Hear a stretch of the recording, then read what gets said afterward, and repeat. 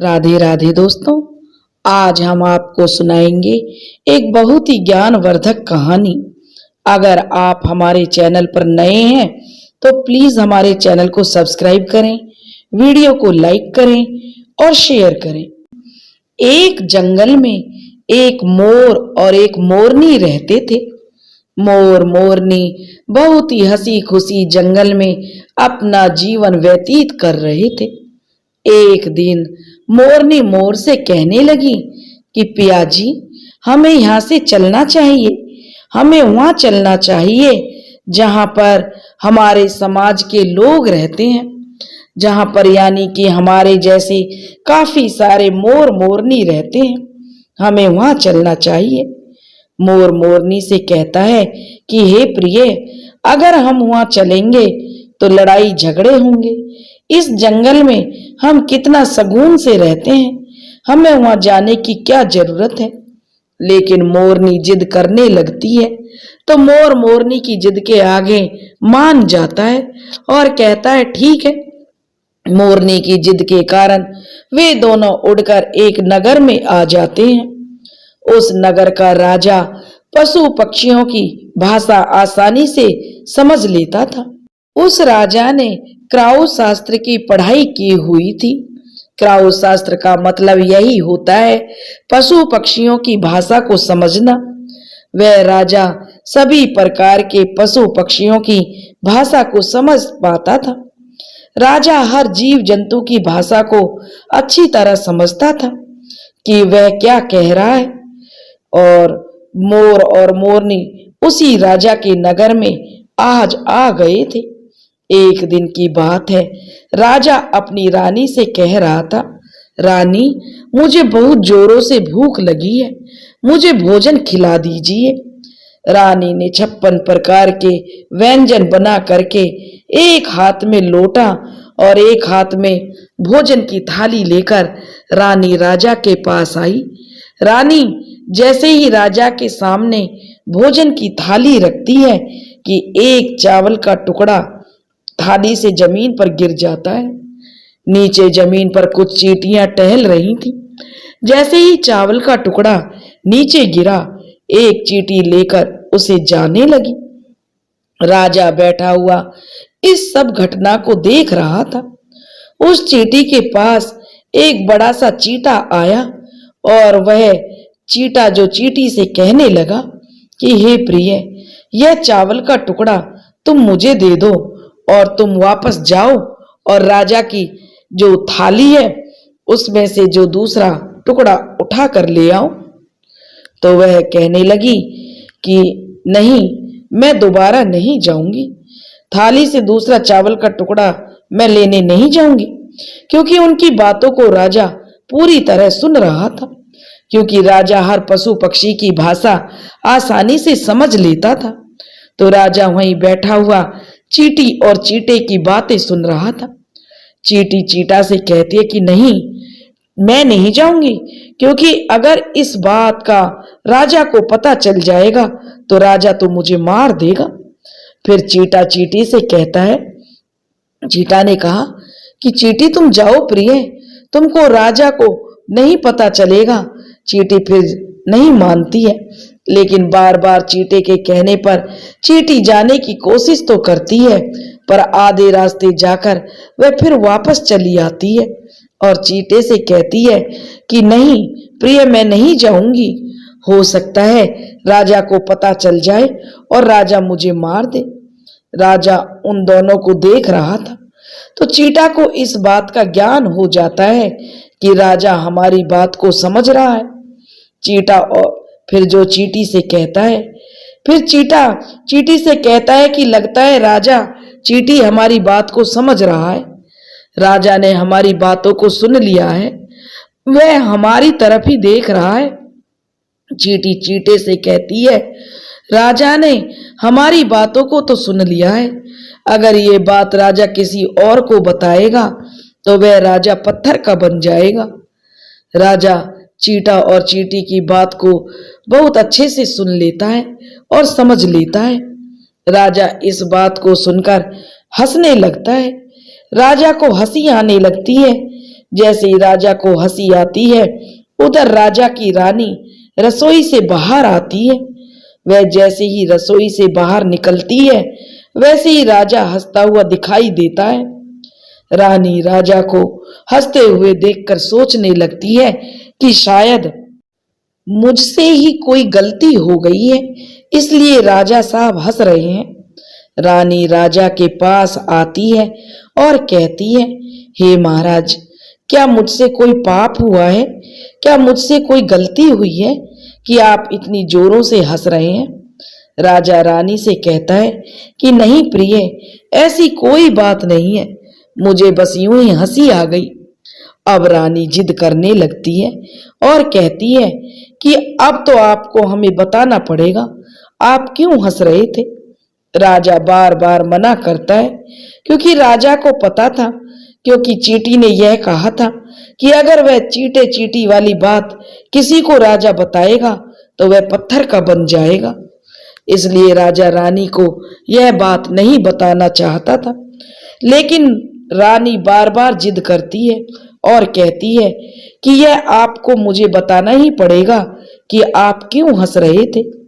अगर आप मुझसे सच्चा प्यार करते हैं, अगर आप मुझे अपनी रानी समझते हैं, तो यह बात तो आपको बतानी पड़ेगी कि आप क्यों हंस रहे हैं। अब राजा बड़े ही धर्म संकट में फंस जाता है। सोचता है, अगर मैं यह बात रानी को बताऊंगा तो मैं पत्थर का बन जाऊंगा। फिर राजा सोचता है, अगर मैं नहीं बताऊंगा तो रानी का विश्वास खत्म हो जाएगा। राजा को चुप देखकर रानी जिद करने लगती है और रानी बहुत जिद करती है।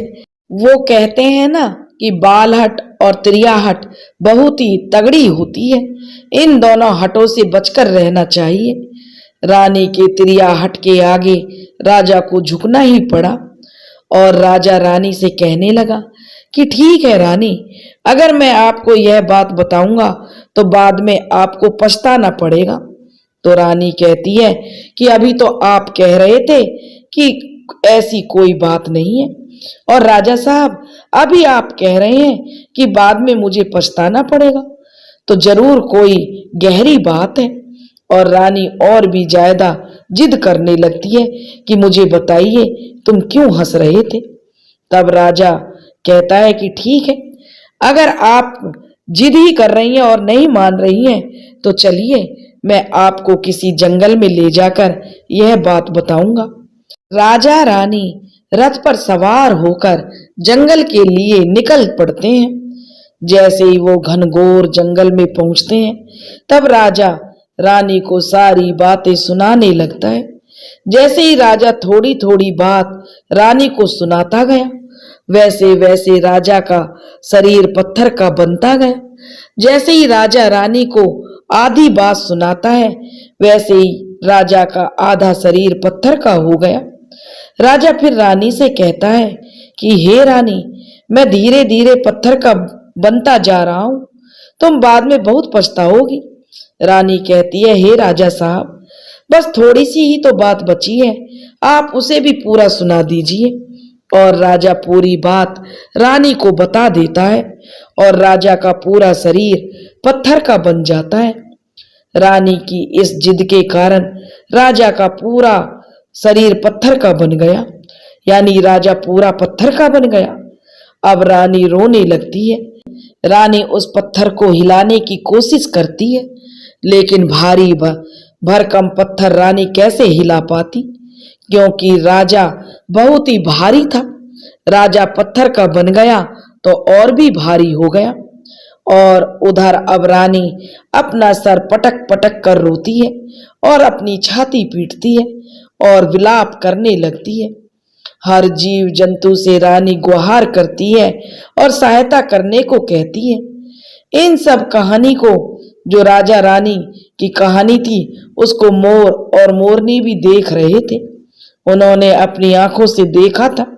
रानी के विलाप को देखकर मोर और मोरनी को दया आ गई। मोर मोरनी से कहता है कि प्रिय, यह होती है त्रियाहट। इसके रानी की त्रियाहट की वजह से ही राजा जो पत्थर का बन गया। और मोरनी, तुम्हारी तिरियाहट के कारण हम उस जंगल में कितने खुशी खुशी रहते थे और हम वहां से यहाँ चले आए। मोरनी मोर से कहती है कि हे प्रिय, रानी तो बहुत दुखी हो रही है, हमें उसकी सहायता जरूर करनी चाहिए। यह इतना विलाप कर रही है कि इसकी सहायता तो हम ज्यादा तो नहीं कर सकते, लेकिन कम से कम रानी को धीरज तो बंधा सकते हैं, यानी कि हम उसको विश्वास तो दिला ही सकते हैं। यही सोचकर मोर और मोरनी उस रानी के पास जाते हैं। जाकर के रानी से मोर मोरनी कहते हैं कि हे रानी साहिबा, जो हुआ वो बहुत ही गलत हुआ है, लेकिन आप अपने आप को संभालिए। आपके पीछे पूरा राज्य है, राजा साहब तो पत्थर के हो चुके हैं, अब आपके राज्य का कारोबार आपको ही संभालना है। रानी मोर और मोरनी की बात सुनने के बाद कहती है, भाई मोर मोरनी, मैं अपने आप को अब कैसे संभालूं, क्योंकि मेरा तो सब संसार ही उजड़ गया, क्योंकि मेरा पति परमेश्वर तो पत्थर का बन चुका है। अब मैं क्या करूं? रानी की बात सुनकर जो मोरनी के मुंह से यह निकल जाता है कि रानी साहिबा, राजा साहब पत्थर के कैसे हो गए? राजा तो बहुत ही भले इंसान थे, तो ये पत्थर के कैसे बन गए? रानी वही बात जो राजा ने रानी को बताई थी, तो रानी ने वही बात मोरनी को बताने लगती है, जो राजा ने चींटी वाली बात रानी को बताई थी।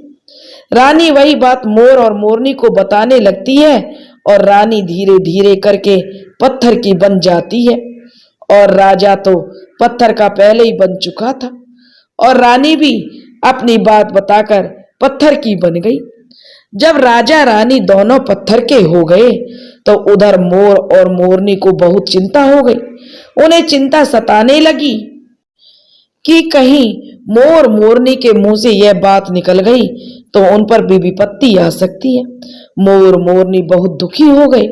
मोर और मोरनी को यह चिंता सता रही थी कि हम कैसी विपत्ति में पड़ गए हैं, क्योंकि राजा भी वही चींटी वाली बात से पत्थर का बन चुका है और रानी भी चींटी वाली बात कह करके पत्थर की बन चुकी है।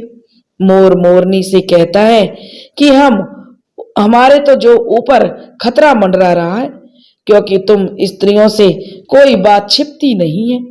मोरनी मोर से कहती है कि पियाजी, यहाँ से हम कहीं दूर चलें तो कहीं दूर चले जाएंगे।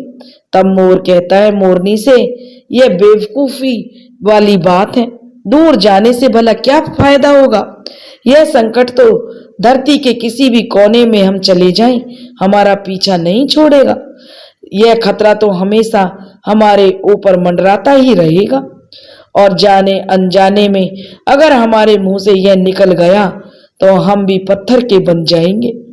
इसी बात को लेकर के मोर और मोरनी दोनों बहुत दुखी रहने लगे। रात दिन यह दुख मोर मोरनी को खाए जा रहा था। वे न दिन में भोजन करते थे और न रात में चैन से सोते थे। यह दुख उनको बहुत सता रहा था।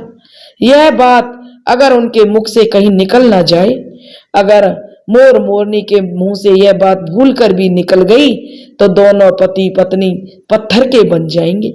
यही सोचकर मोर ने अपना दिमाग लगाया कि अगर मैं सारी चींटियों को पृथ्वी से खत्म कर दूं तो यह सब खत्म हो सकता है, क्योंकि सारा करा धरा तो चींटियों का ही है। मोर मोरनी से कहने लगा कि हे प्रिय, अगर हम सृष्टि से सभी चींटियों को खत्म कर दें तो यह संकट भी समाप्त हो जाएगा। मोर मोरनी की इस बात से राजी हो जाती है और सभी चींटियों को मोर मोरनी मारना शुरू कर देते हैं। मोर और मोरनी का इतना आतंक हो जाता है कि सभी चींटियां धरती के अंदर जाकर छुप गईं। मोर मोरनी ऐसी निगरानी रखते कि जहां भी उनको चींटियां दिखती तुरंत उन्हें दबोच लेते। चींटियां मोर और मोरनी के डर के मारे घर से बाहर ही नहीं निकलती थी। सभी चींटियों ने जमीन के अंदर घर बनाना शुरू कर दिया। सभी चींटियां जमीन के अंदर चली जाती और बाहर ही नहीं निकलती थी। चींटियों को भी भूख सताने लगी, क्योंकि चींटियों को बिल में तो भोजन मिलता नहीं था। भोजन तो चींटियों को बाहर ही मिलता है और भोजन के लिए चींटियां जैसे ही घर से बाहर निकलती, मोर उसे तुरंत दबोच लेते और उन्हें जान से मार देते। तो एक चींटी और चींटा बिल के अंदर भूख से तड़प रहे थे और बिल के अंदर ही श्री हरि विष्णु भगवान प्रभु का भजन करने लगे।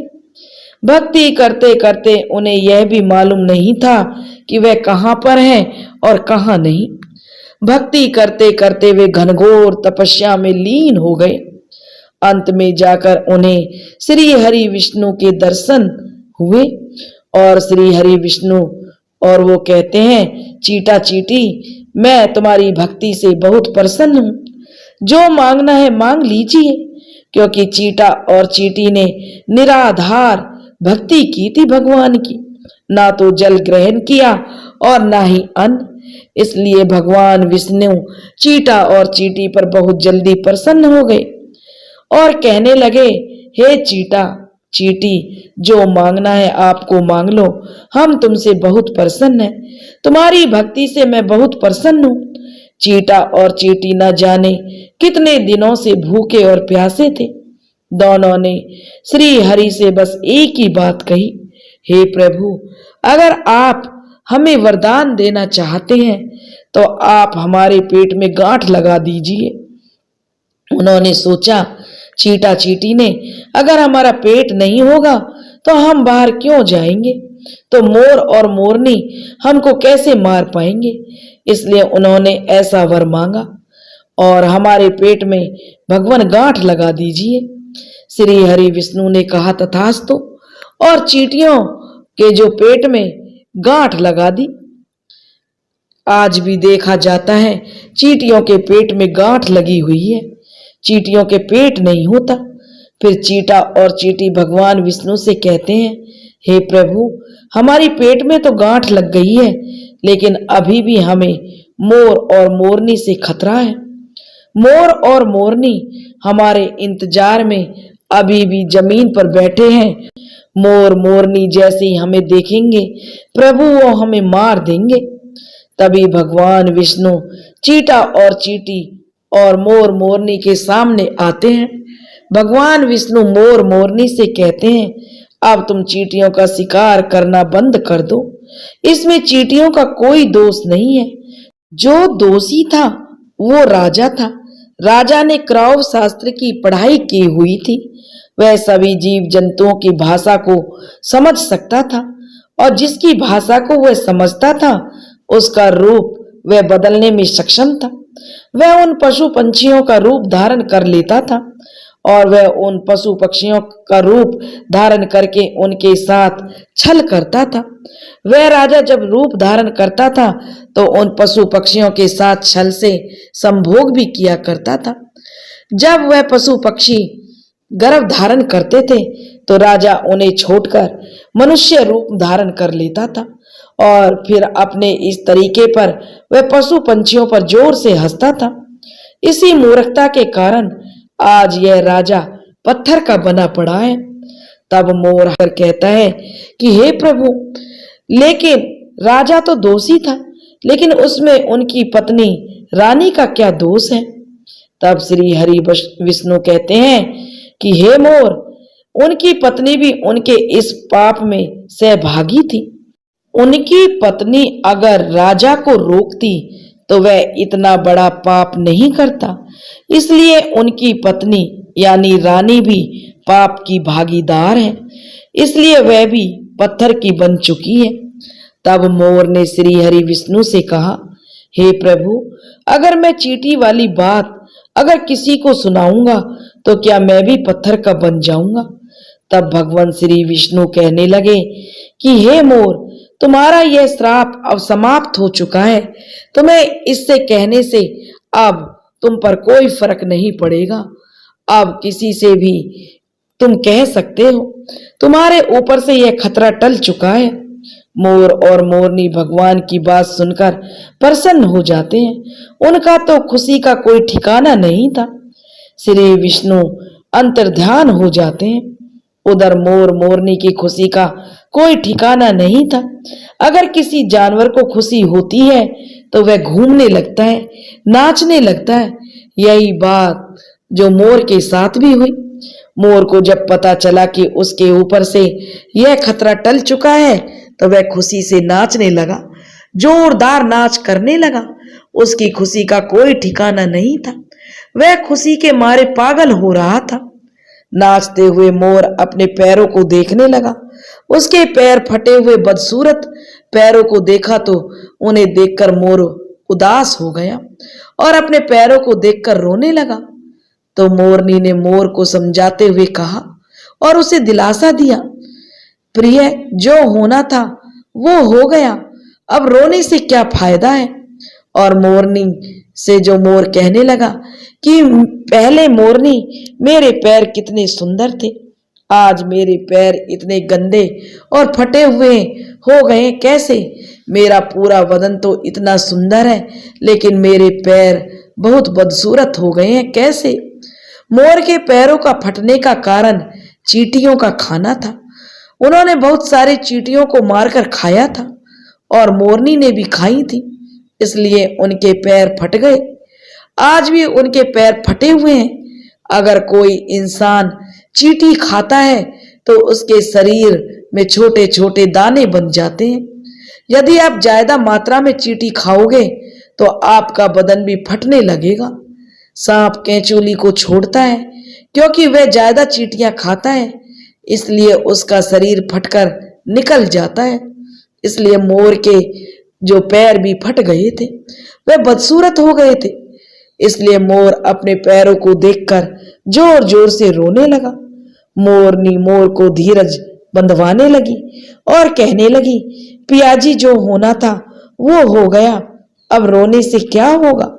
लेकिन मोर जोर जोर से नाचता और जोर जोर से रोता, इसलिए उसकी आंखों में आंसुओं की धारा जोर से बह निकली। मोरनी मोर को धीरज रखवाती, उसके आंसुओं को नीचे गिरने से रोकती, लेकिन रोक नहीं पाती। मोरनी के हाथ ही नहीं थे बेचारी के, लेकिन अपनी चोंच से एक एक आंसुओं को उठाती और अपने मुख में रखने की कोशिश करती, लेकिन कितना अपने मुख में रख सकती थी। सीधे आंसू मोरनी के पेट में चले जाते। इस तरीके से बार बार मोरनी मोर के आंसुओं को रोकती। जब मोर नाचता तब जोर जोर से रोता, तो मोर के आंसुओं को देखकर, मोरनी के प्यार को देखकर भगवान श्री हरि फिर से मोर मोरनी को दर्शन देते हैं और मोर मोरनी को आशीर्वाद देते हैं और कहते हैं कि मोर, हे मोरनी, तुम्हारा प्रेम इसी तरह सदैव ही बना रहे। इसी आशीर्वाद की वजह से, जो समझिए कि वह श्राप जिसकी वजह से मोर कभी संभोग नहीं कर पाता है, क्योंकि मोर जब नाचता है तो उसकी आंखों से आंसू गिरते हैं और उन आंसुओं को मोरनी जो अपने मुंह में धारण करती है, जिससे मोरनी गर्भवती हो जाती है।